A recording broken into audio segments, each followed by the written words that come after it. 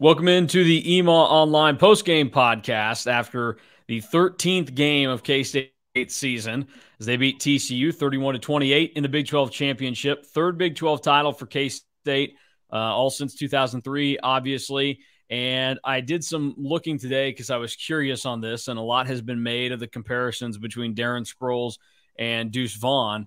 The tallest running back to win a Big 12 championship for K-State is John Hubert, who was 5'7" in the 2012 season. So K-State's three starting running backs that have won Big 12 championships are 5'6", 5'7", and 5'6", which is an impressive number and probably means good things if you are a shorter running back that K-State can get the job done with you.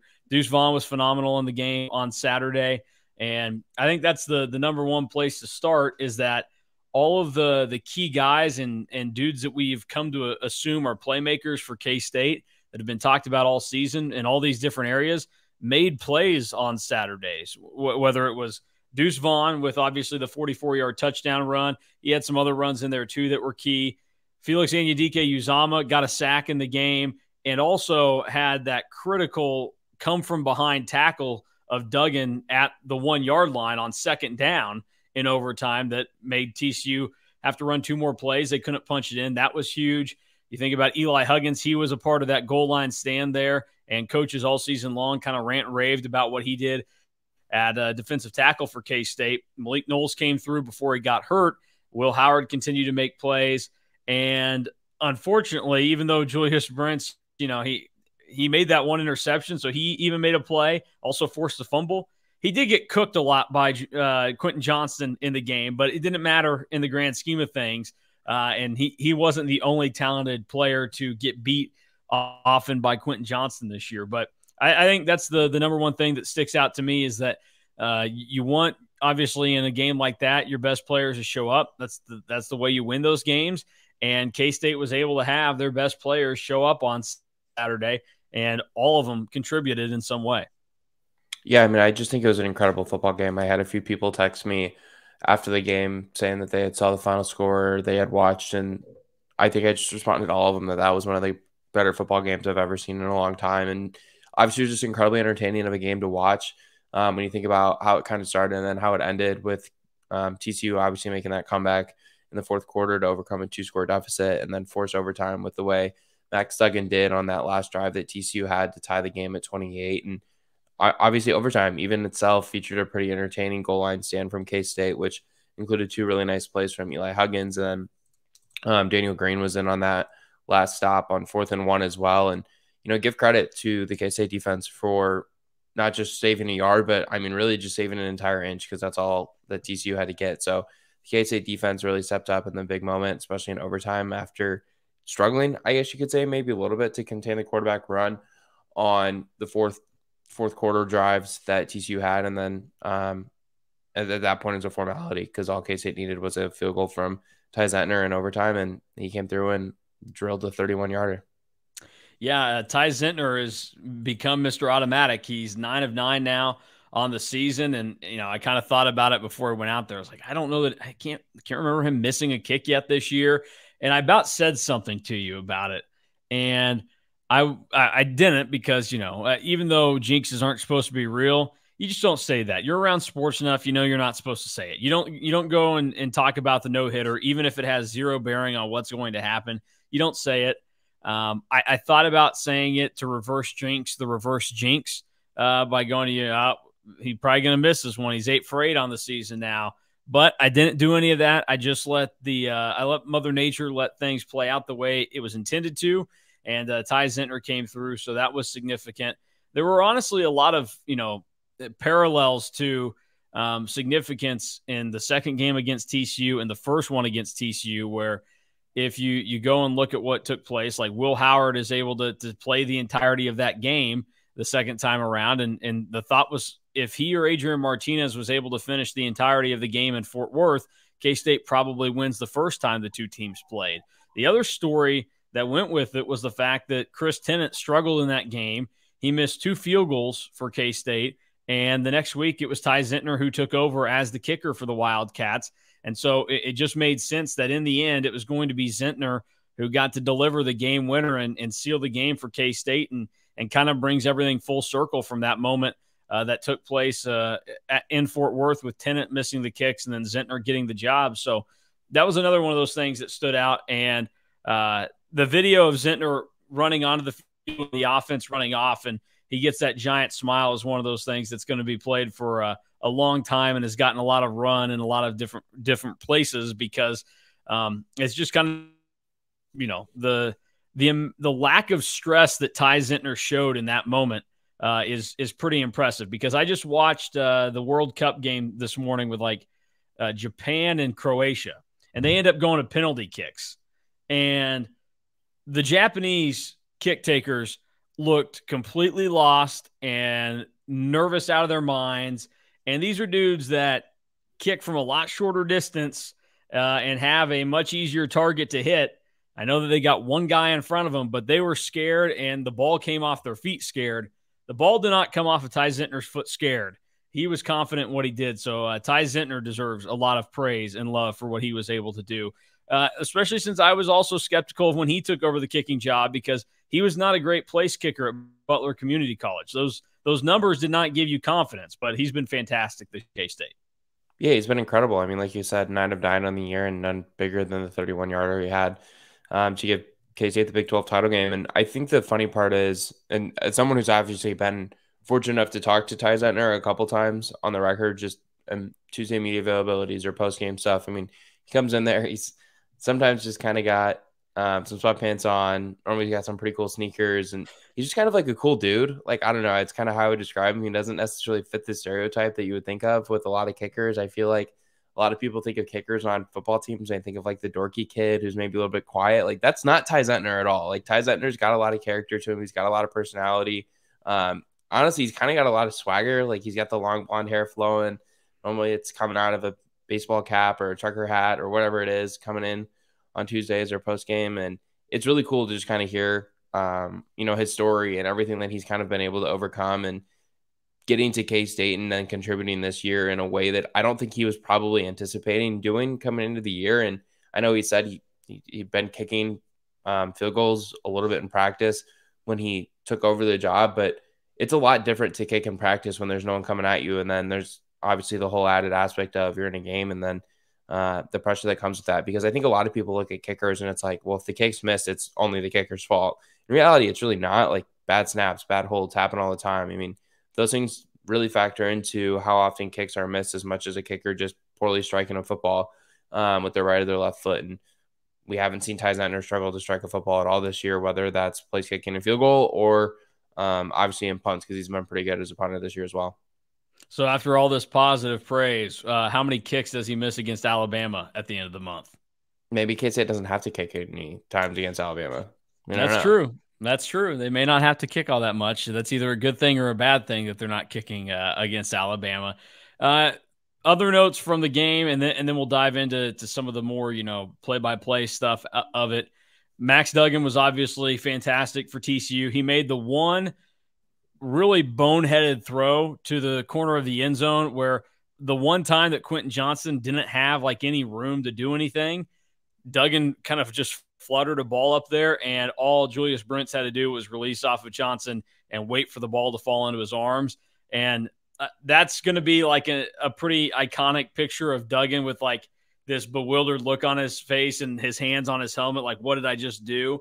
That was a key mark, but he made up for it in the end because he got TCU back in it to tie it.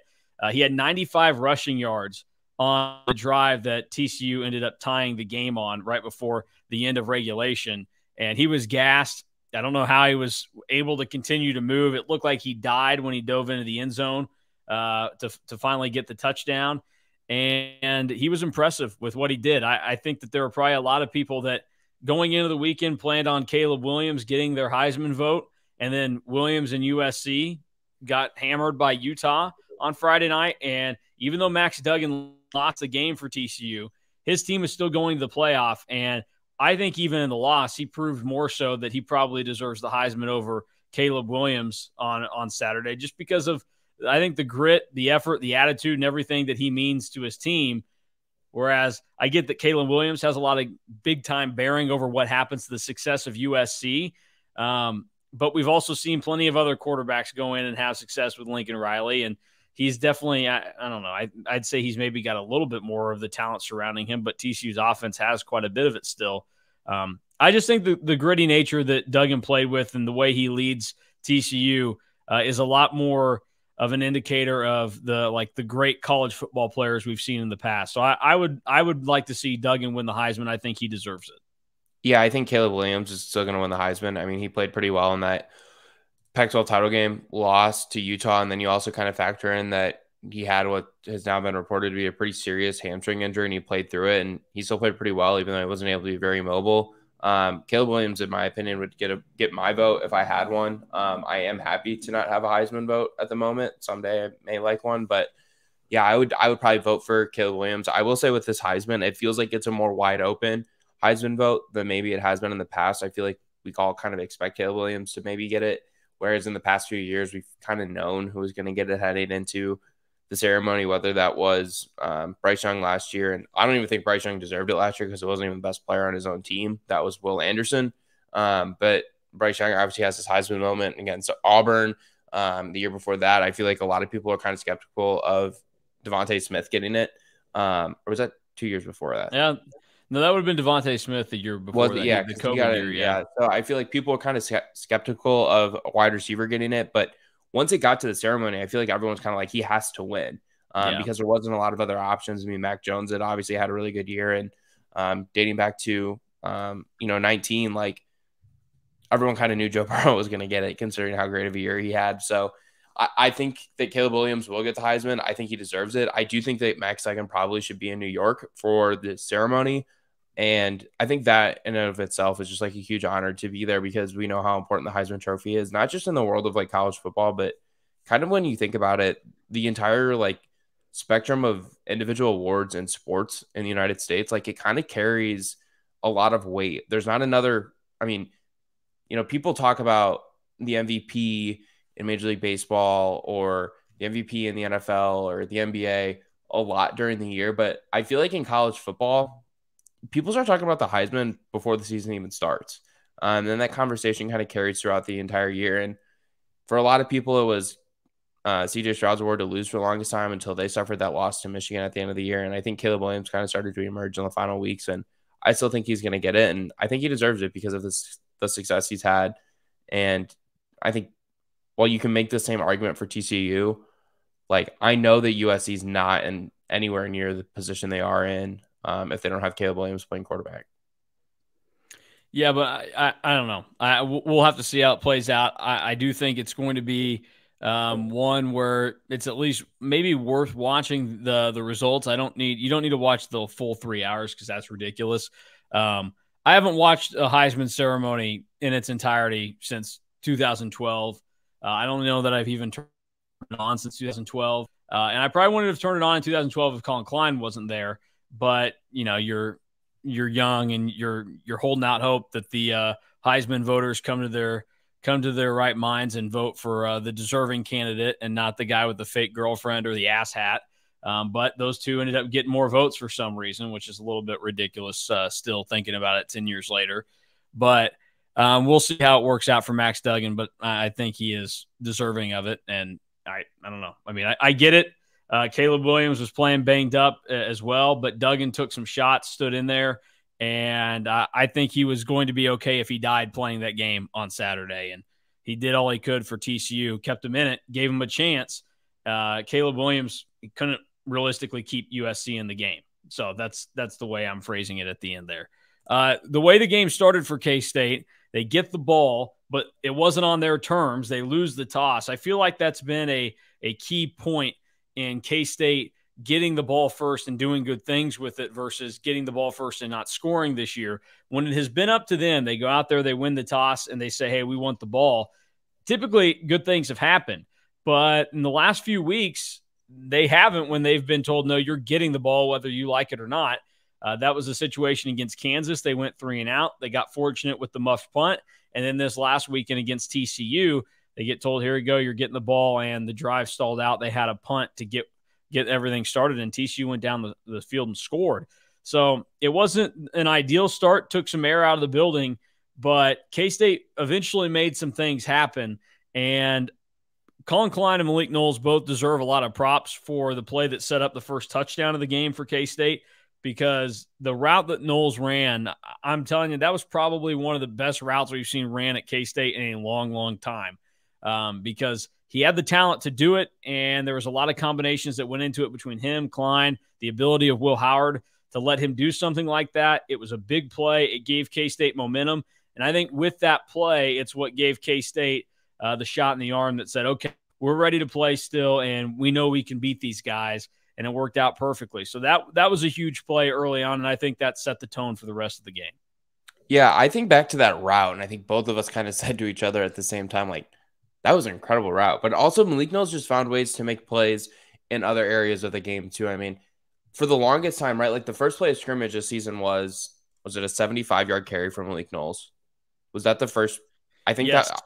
That was the first play from scrimmage, and I don't think we saw Malik Knowles get another carry until the West Virginia game, which I kind of thought was odd. Like, they got him the ball in different ways, but I don't think they gave it to him on a handoff, on a sweep, until the West Virginia game. And if they didn't do it against West Virginia, I know they did it against KU in the season finale, and then they kind of kept going to it a little bit.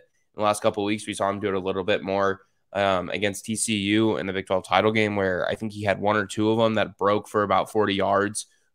He played really well, and obviously he goes down with the injury to his leg, as Holly Rowe reported during the game, and that's tough to see. And I think when he went down, a lot of people were like, oh, this is kind of a danger zone for K-State, because I think they were down in the game, or they had just taken the lead after that touchdown that they had in the end zone, and they ended up responding. But Malik Knowles has been really impressive the last couple of weeks. I mean, obviously he earns Big 12 all second team honors, and the way he played down the stretch and the way they were creative in getting him the ball and putting him in a position to make chunk plays, I thought was pretty impressive. And give credit to Phillip Brooks and Cade Warner for impressive downfield blocking on a lot of those plays that he's had this year, because without that, like, he ain't getting that many yards.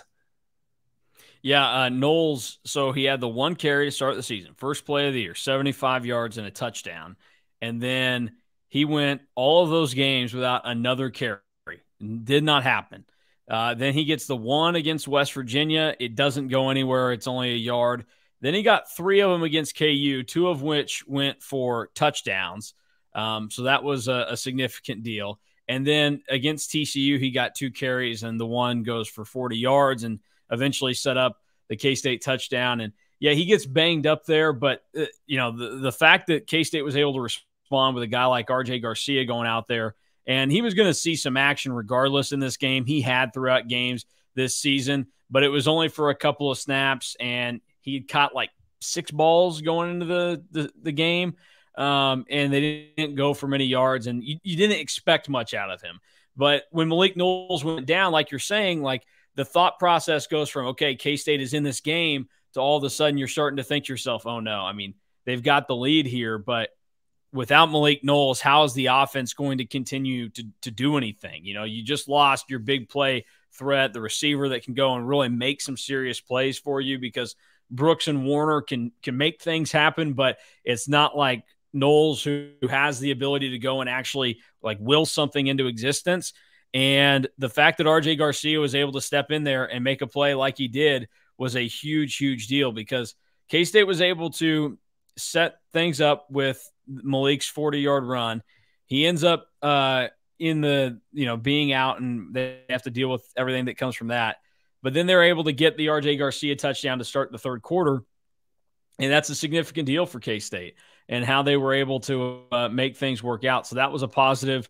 And so everybody kind of deserves credit for how that plays out.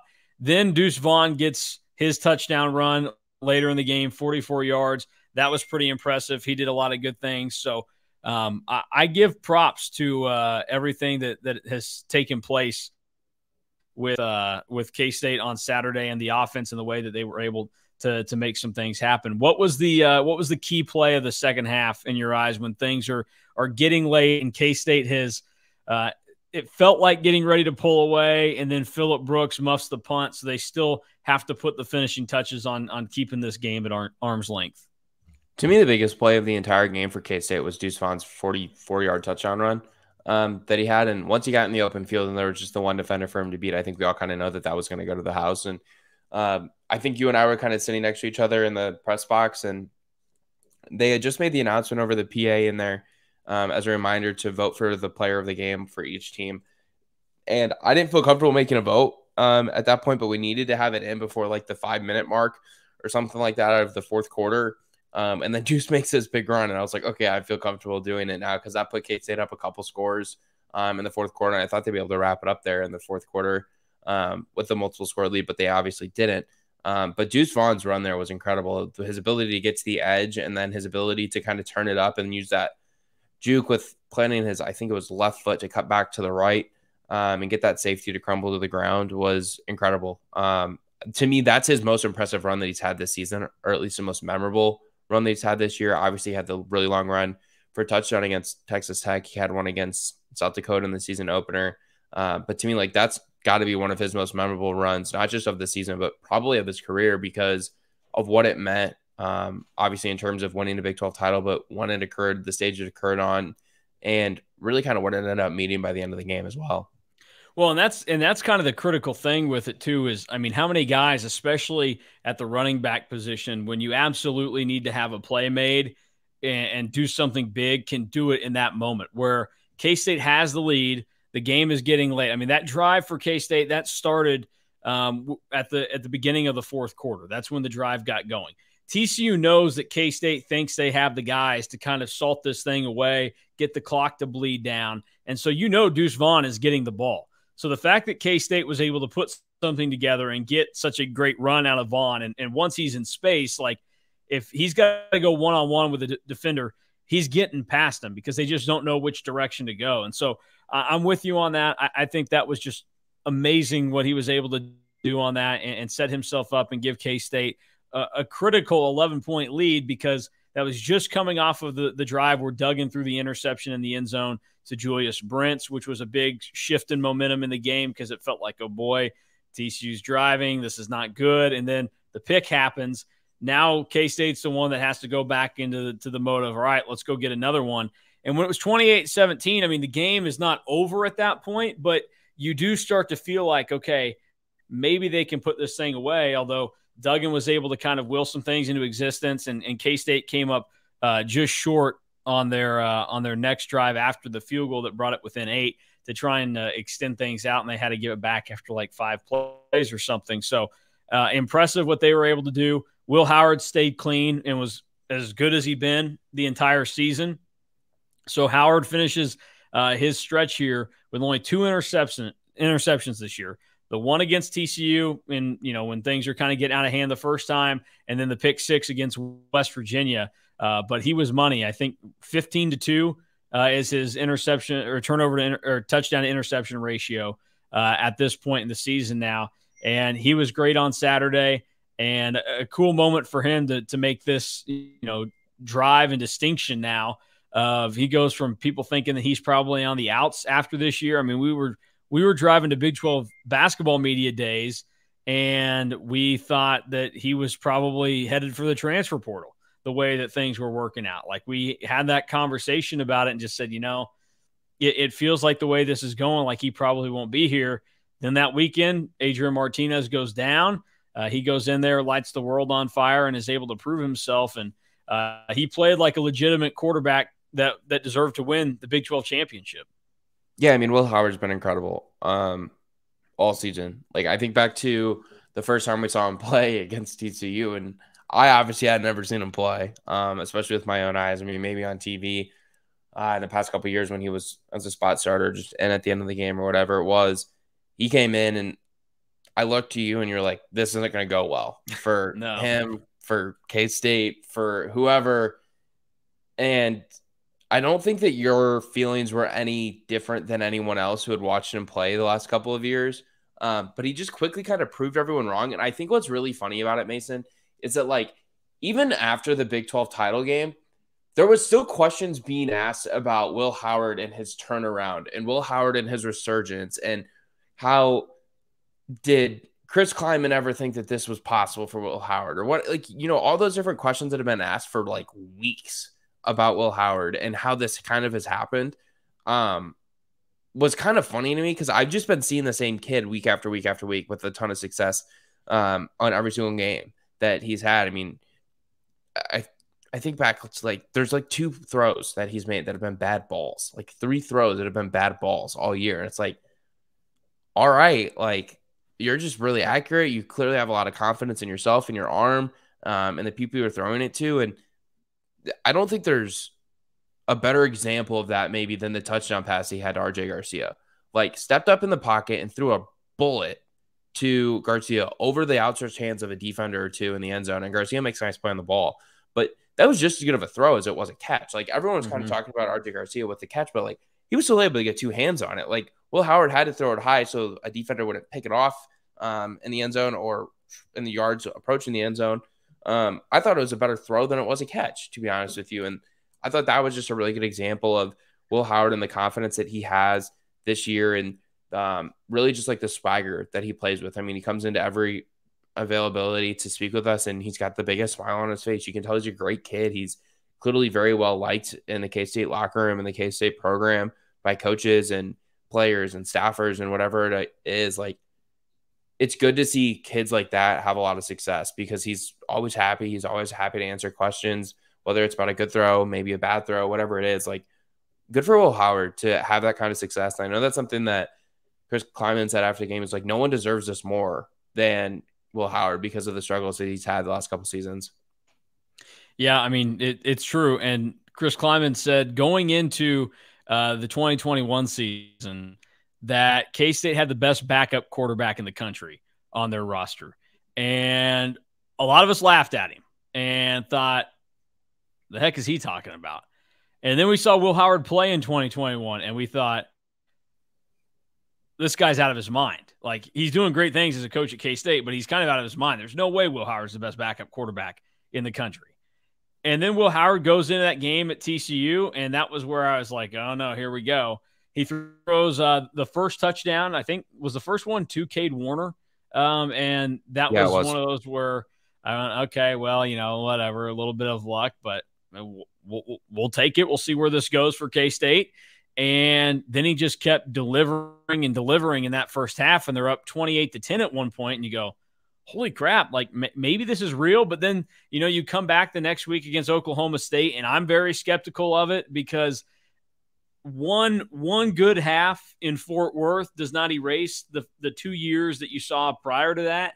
And so you start to think to yourself, all right, well, the shoe's going to drop at any moment. Like, the bottom's going to fall out here. And it didn't. Like, he dominated Oklahoma State. And this was the first game that punched Oklahoma State down to the crappy level that they finished their season at, which, by the way, I was going to mention, and Alec has texted it to me. So he also, I think, wants it to be known out there. As we're recording this, Spencer Sanders has allegedly entered the transfer portal, which is very, very interesting on how that ended up working out. And there's a lot that I'm sure people in Stillwater can have to say about that. But he does well there. Really doesn't get to play. Today's a really fun day to be on Twitter, by the way. Oh, yeah. He doesn't get to play in that Texas game. A lot of people thought that he should have. There were others that said, hey, we're fine with the move with Adrian. I was good either way. I would have started Will Howard in that game. I mean, he made a believer out of me after 2 games, and there was something working there. It all worked out in the end, though, for K-State, and he was able to come in the following week against Baylor when needed again, and then the team became his, and he dominated the last 3 games. So a lot of props and appreciation should go to Will Howard for sticking things out.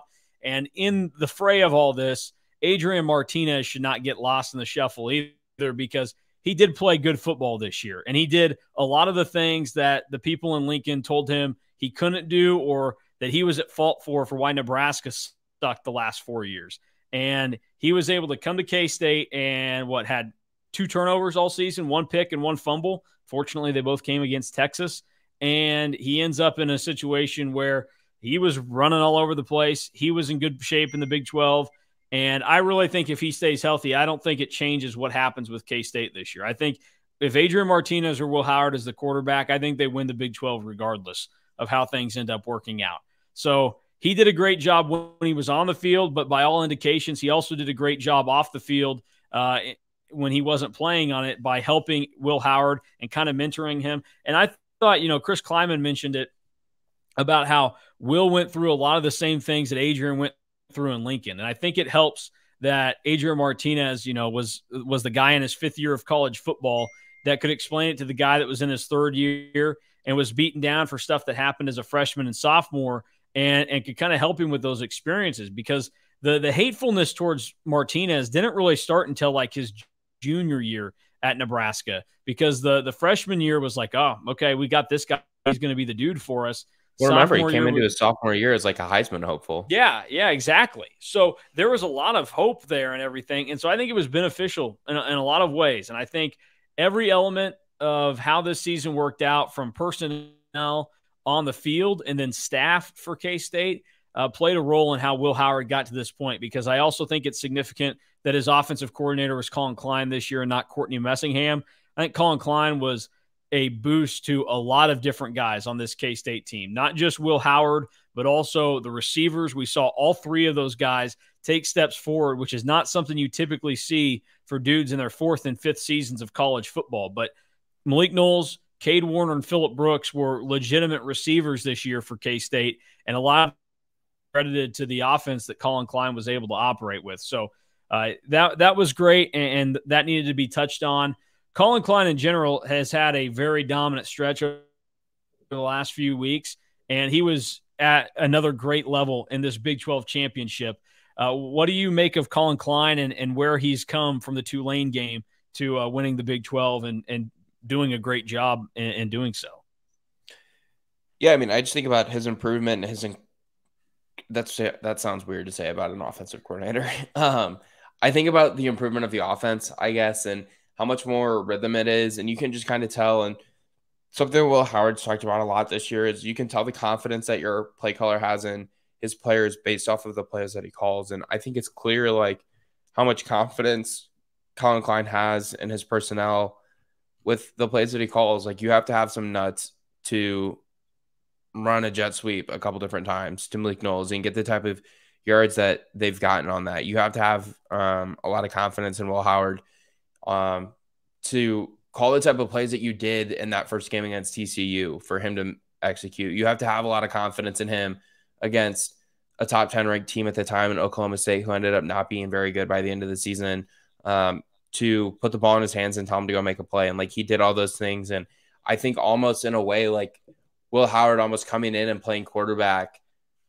was kind of like at around the same time we saw Colin Klein really kind of grow into a confident play caller. And we saw him putting the ball in the hands of his playmakers a little bit more and trusting them to go make plays. And like, in my opinion, the ability of an offensive coordinator is only as good as the ability of their players. And you have to be able to trust your players to go make plays, especially on offense.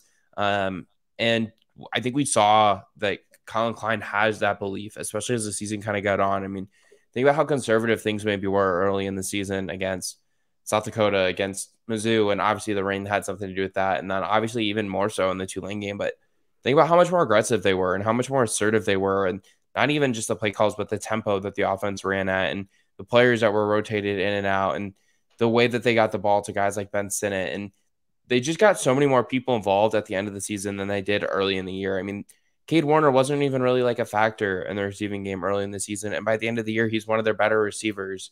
Malik Knowles, like, they use him in creative ways by the end of the year. And obviously we know how important Deuce has been to this offense for so long, but he got really involved in the passing game over the last couple of weeks of the season, where early in the year, like, I feel like they didn't really throw it to him that often, Mason. So I think he kind of grew and he kind of got comfortable as the season went on. And I think that's kind of how we saw the K-State offense really kind of evolve and turn into a pretty good group by the end of the year.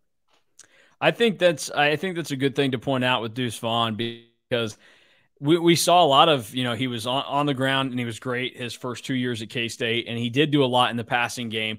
And I think so much this year for K-State and their offense was on the fly, getting better and better each week and finding ways to incorporate new ways to make them even better than what they were the week prior. because this K-State offense from the Oklahoma game on was really good this year for K-State. The only time that they really got shut down was by Iowa State in that night game. And, Iowa State's defense was incredible this year. And K-State was still able to poke some holes in. And honestly, if Malik Knowles doesn't fumble it, that game has a whole lot different feel to it than what it did. But it was impressive what K-State was able to do. And so adding Deuce Vaughn and finding a way to get him involved in the passing game as well, opened some things up. He was used more there. So everybody deserves some credit there. And on the topic of Deuce Vaughn, he out totals his number of rushing yards from last season, which may be a surprise to some people because it maybe felt like Deuce didn't have as good of a year as he had last year. He's still in 13 games this year versus 13 last year, has 21 more yards. Now that's on a few more carries, and he's got 10 less touchdowns running the football than he did. But I think that's actually a good indication of K-State's offense, is that they weren't so reliant on Deuce Vaughn running the football this year. The fact that he could have less touchdowns means that K-State was able to get the job done with a lot of other guys. So I think that is a key thing moving forward. And just a note there for anybody that wanted to put that into the ears of. So things worked out well for K-State. Are there any under-the-radar plays that need to be talked about from the Big 12 championship game that kind of keyed K-State into this win? Because, to me, the one that I hope isn't forgotten is Felix Anyudike-Uzomah chasing Duggan down on second down and goal in overtime to stop him short. Because if he doesn't make that play, then TCU scores a touchdown on that play, and who knows what happens after that. Instead, he lived to see another day when it would have been, easy to just say, I'm not getting there and moving on. And that's one of the things that Felix does best, is not only can he rush the passer, but he's not done when a play is by him. He's flagging a guy down and trying to make the stop. And that was the epitome of that on Saturday. I don't know that was a big one.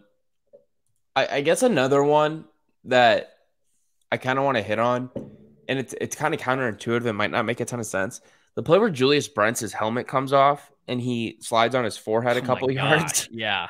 I know he didn't come down with a pick on that play, but he kind of broke up a play on a deep pass attempt to Quentin Johnson, which, like you kind of started with, was something that he struggled with a lot this year. Johnson had 2 receptions for more than 50 yards. He had one for close to 50 yards against K-State early in the year and against Brent's early in the year too. So that's kind of one that I want to talk about. And then another one where I'll give Brent some credit. And again, I don't think Julius Brent's had that great of a game because he got cooked in coverage a couple different times. And his one pick in the end zone, he didn't really do anything special. It wasn't a very well-thrown ball. Julius Brent's made 3 amazing plays on Saturday for K-State. He got the pick, and again, it was an easy pick, but he secured it, and it was at a key moment. That's big. He forced the fumble on Quentin Johnson. That was where I was going to go. That one was big. And then the breakup where he I don't even like thinking about it. I'm amazed that Julius Brents is okay because it was disgusting to watch happen. So yeah, he made 3 fantastic plays to go with Quentin Johnson doing a lot of bad things to him on Saturday as well. Yeah, I was going to go to the forced fumble because that had gotten TCU into K-State territory with a pretty solid chunk gain. And I think if they had scored on that drive, they would have taken the lead, if I remember correctly. I'd have to go back and look at it. It would have tied the game. It was 14-7. Okay. Yeah. I thought that was a pretty big play, to be honest with you, because it gave K-State possession back. And obviously, anytime you force a turnover, it's significant. But I feel like that's one that's kind of forgotten about because everyone kind of focuses on his interception in the end zone, which was obviously a pretty big play, even though he didn't have to do anything too special to get the ball into his hands. Yeah, no, that was important. And Julius Brents has been great all year. I mean, he was an all Big 12 team player, and it's tough to stop Quentin Johnson. He is the dude, and he made plays, and he's made plays on everybody this year. So it's not a surprise that it happened to Julius Brents. And the one thing that Julius Brents has going for him that other guys in the country did not have going for them is the fact that he was able to come back and answer with big plays of his own to at least try and help and negate what Johnson was able to do as a receiver. Because if you look at some like these other games, Johnson had 200 receiving yards against KU. He had 180 receiving yards against Oklahoma State and made, big play after big play. That was a significant deal. he was also kept out of the end zone. So even though he had some plays to set things up, K-State never got beat by the big one that turned into like a touchdown. They always made TCU at least work for it, at least another play or two. So really, really impressive the way everything came together for K-State, and they overcame some moments where it could have seemed like things were not going to fall and bounce their way, and ultimately it did. So a lot of credit to them. And Daniel Green and Eli Huggins are two guys that are going to need to also get a lot of credit for what they did on that fourth down, because they were both critical to stopping that play and letting Tyson do his thing. So all around, a very impressive performance by K-State on Saturday to secure the Big 12 championship. Chris Kleiman's first at K-State, the third that the Wildcats have now in the Big 12 era in Manhattan. So those are all good things. And now they get to take on Alabama in the Sugar Bowl. So it's time for two of the titans of college football, Chris Kleiman and Nick Saban, to go head-to-head. I'm excited. I think it's going to be a lot of fun. Can I tell you a quick story? It depends. How quick is it going to be? Yeah, it's quick. So obviously yesterday we get back to your house. We obviously carpool down to Dallas, and we get back to your place around 2:00. And obviously it's about a 2-hour drive from Manhattan to Wichita and vice versa. And I'm like, all right, I got to hustle back, see if we can get back for this Zoom press conference with the Sugar Bowl people at 4:00. Get home 3:55. Hustle up to my apartment, get in, set my computer up on my desk, log into the Zoom. And as I open the Zoom, I don't know if you were in it yet or not, and it was obviously a weird Zoom, but I opened the Zoom and it just says Coach Saban. The camera's not on or anything, and I was like, oh crap, like that's Nick Saban. Like I knew that he was going to be in it, I knew that he was going to be speaking, but it was totally different because you see it and you're like, oh, like I'm in a Zoom meeting with Nick Saban right now. And as someone who really likes college football, obviously, as someone who's been a fan of college football and everything that he's kind of accomplished and followed, I read a book about him recently this year. And I mean, that was like, whoa, Nick Saban is talking directly to me right now. Was pretty mind boggling, I guess you could say. Yeah, it'll be an interesting matchup for K-State. I mean, they play in the Fiesta Bowl in 2012. And that one, that's an odd one because I wasn't like in awe when I went to watch that play. I mean, I was 14 years old, but you go to watch that game and like that's Oregon. That's Marcus Mariota, guy who won the Heisman the next year. All these great Oregon teams, you know, Chip Kelly and how it's working out. But it wasn't like one of those where I went, wow, this is kind of cool. I would imagine just because it was the first big one, K-State fans probably have like a pretty good memory of 97 in the Fiesta Bowl against Syracuse and Donovan McNabb. But like that was probably one of those two where you're not like shocked by, oh, it's Syracuse, whatever. But 2003, I was only 5 years old, so I don't remember. But 2003, I bet there would probably be a lot of people that tell you that game against Ohio State is probably very similar to how people are going to feel for this game with Alabama in the Sugar Bowl, where it's like, that's Alabama out there playing against K-State. I think it's going to be a good game. I think it's going to be a battle, and it's going to be, you know, this all-time coach that is going to be on the sideline there for Alabama and Nick Saban trying to figure out some way to stop Deuce Vaughn and whoever else is out on the field for K-State. I mean, so like I said, same thing as I think that 2003 game with Ohio State when K-State ultimately ended up losing by a touchdown to Jim Tressel and the Buckeyes.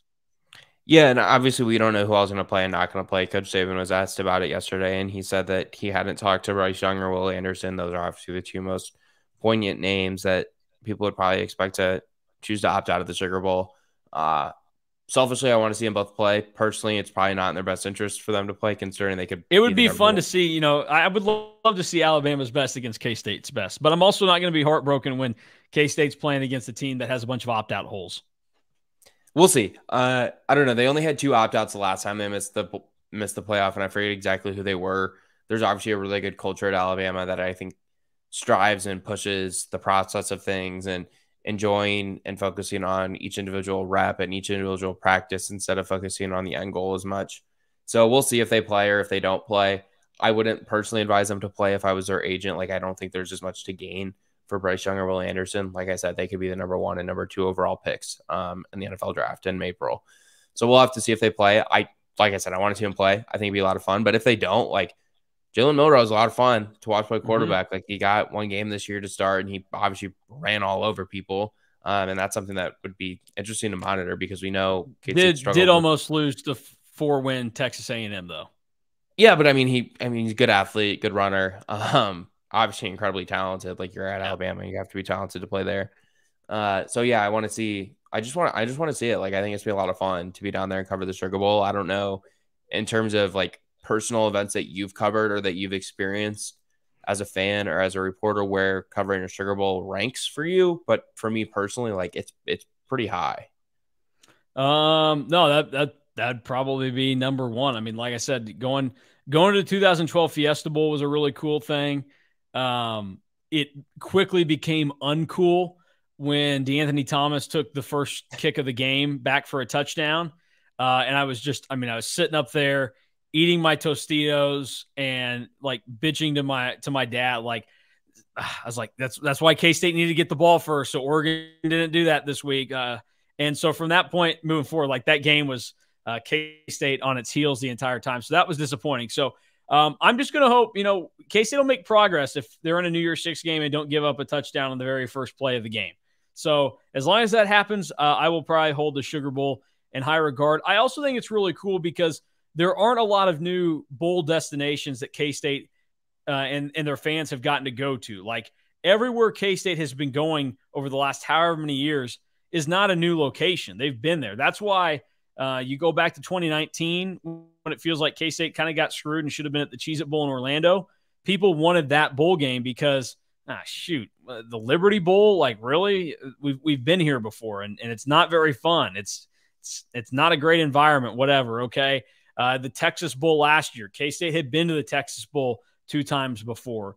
So, it would have not been very enjoyable to go to Arizona again for one of those games. Now, the Fiesta Bowl, it's still special and everything. So that's one of those that, if it had been the Fiesta Bowl again, but that's one of the playoff games. So it won it this year. Like, that's fine as well. But it's just cool to be able to go and experience a new place. It's going to be a town like New Orleans, which is a big deal and a great atmosphere for all these events that get held down there. It's on New Year's Eve, early in the day, so everybody has the night out in front of them. So I think it's going to be a really awesome environment. It's a big deal. It's going to feel big because it's one of those legacy games. And I do think that even though K-State's played in 3 Fiesta Bowls in the past, this is going to feel a lot different because obviously it's the most recent. But thinking about how it all shakes down, like, you get there and you're going to be like, this is the Sugar Bowl. Like, this is a big deal. And K-State hasn't played in it before. And so it's going to feel even more significant. So I feel good about that. We'll have plenty of more Sugar Bowl coverage in the coming weeks when we get more and more information about it, because we are going to have to wonder about Alabama opt-outs until we get any information on that and what ends up going on there. They have already lost a starting offensive lineman to the transfer portal, though. That was announced yesterday. But like Alec mentioned, Bryce Young and Will Anderson are going to be the 2 big ones. They're quarterback and defensive end. There are some other guys that also may opt out. Their running back, Jahmyr Gibbs. I don't know if he'll play or not. So those will all be things to keep an eye on. But even with all that said, K-State only a 5.5-point underdog to Alabama when things opened up with the odds. You taking the Crimson Tide or the Wildcats this early on in the process? I don't know. I don't know who's going to play. I don't know who's not going to play. Like, there's a world where K-State's without their best offensive and best defensive players too. So that's true. We'll see. And that's something to keep in mind. We'll have to monitor and see what ends up happening if K-State has any opt-outs in their game, because it's not out of the realm of possibility that a guy like, Felix Anudike-Uzomah has the feedback and wants to leave early. Probably wouldn't be drafted by the Buffalo Bills by the sounds of it. But I think there are 31 other teams that would like his services. Cooper Beebe is a guy that could maybe go early if he wants to. Obviously, Deuce Vaughn, and that's a position where you're always putting yourself in the line of danger. So we'll see. K-State has not been in the position. I don't anticipate him to have guys that decide to opt out just based off the way that the guys they have operate. And also, they had Deuce on ESPN yesterday after, they knew about the matchup, and he was talking about, like, he seems excited to play in it. He's roommates with Felix. It feels like those two guys would probably go hand in hand and embrace this opportunity. But also, we just don't know. We'll have to wait and see how these guys all end up making their decisions. So that's notable as well. One other final thing to mention, we talked about Spencer Sanders entered the transfer portal. The transfer window officially opened today in college football. It is open until January 18th. That is when guys have to have their names put into the portal. And so it's been kind of a hectic day. K-State already has 3 losses as we record this at 2:30 in the afternoon. Jaron Lewis at quarterback, TJ Smith at safety, and Connor Fox at tight end. 2 of those guys didn't see any action this year. And then TJ Smith continued to see his number of snaps go down, down, and down with each game that passed on. So not really a surprise on any of those, and it's not anything that's going to be detrimental to K-State. The thing to watch out for, though, is if there's anything that pops up that's kind of a surprise with a name that ends up in the portal or something. But we'll have plenty of coverage on all that over on EMAW Online. If you go into the message boards and look, there's a thread that keeps track of every single portal subtraction and addition that K-State has on their team, and that's all it is there. And then there's also a big thread just to discuss the transfer portal and whatever nuggets kind of come out of that. So a lot to get to. K-State picked up the commitment from a JUCO linebacker today as well. So a lot happening even in the aftermath of K-State winning the Big 12 championship. Yeah, I mean, obviously it's a really exciting time in college football. I don't know if everyone here is or isn't a fan of the transfer portal. I think it's an entertaining thing for college sports. I don't really want to hear people complain about how it's bad for the sport and kids having to fight through adversity all the time, because when you were in college, Mason, if you wanted to transfer, you'd have been able to transfer right away. And I think they should have the same ability and same rights to do that as well. So yeah, I like the transfer portal. I think it's fun. I think it allows teams to turn around rosters really quickly and be really competitive quickly. It allowed USC to be in a playoff position this year. And I think that's awesome that coaches can come in and turn over a roster really quickly. And I think it's good for the players that they're able to transfer and get to places where they feel like is the best place for them, because I know when I was 17, 18 years old, I didn't always make the greatest decisions about my future. And I know that a lot of these kids don't always make their best decision about their future when coming out of high school either. So the transfer portal is obviously going to be fun to watch. There's already some big names that are flying in there. Devin Leary, a quarterback from NC State, was in there. Like you said a little bit earlier, Spencer Sanders has entered the transfer portal. And there's only going to be more big names that enter the portal in the next couple of days or couple of weeks. And I think that is always fun to create conversation about a sport that we obviously love to cover and love to talk about. Yeah, it was just brought to my attention. So I was going over just to kind of look at things real quick before we got out of here about what's going on the boards. And shout out to DU Kappa, who started a thread and pointed out that he asked if anybody remembered that when sports gambling first became legal in Kansas, September 1st of this year, the first person to make a legal sports bet in the state of Kansas was former K-State wide receiver and Alec's favorite Green Bay Packer, Jordy Nelson. Second favorite. Who put $20. Who's number one? Obviously, Aaron Rodgers. As a Bears fan, I love Aaron Rodgers and I love Jordy Nelson. Love them both. Yeah, Alec not a fan of those guys. He put down $20 on K-State to win the Big 12 as the first legal bet in the state of Kansas. Very good omen, it would appear. I believe upon my review and looking at it, that bet has cashed for $240 to Jordy Nelson. So I'm sure Jordy Nelson can really use it. Congrats to Jordy, who definitely needed it right now. And there you go. So that's my rough math, depending on what odds he got it at. But I think $240 is what he ended up coming away with K-State winning the Big 12. So I think that's a good way to bring things to a close. We will have plenty of coverage on K-State football, which is your Big 12 champions, and their preparation for the Sugar Bowl. A lot of recruiting as that's going to continue to heat up now. Signing day will be coming. The transfer portal window is open, and be on the lookout tomorrow because the final Rivals 250 of the 2023 class will be live.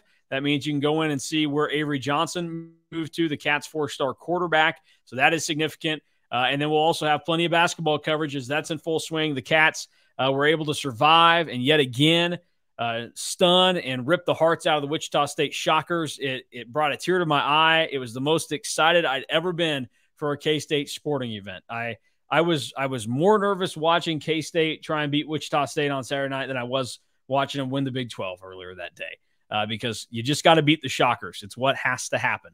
And K-State basketball is back in action tomorrow night against Abilene Christian at Bramlage Coliseum. So we got plenty of coverage, all angles. Follow along with us over at EMAW Online on Rivals, or you can find us on Twitter at The Real Mason V or at Alec_Busse. And then the EMAW Online Twitter is just EMAW Online as well. So that'll do it for Alec and I. We are out. We'll have more coverage throughout the year, the weeks, the months, the whatevers. And hopefully in 26 days, see a lot of you down in New Orleans for the Sugar Bowl.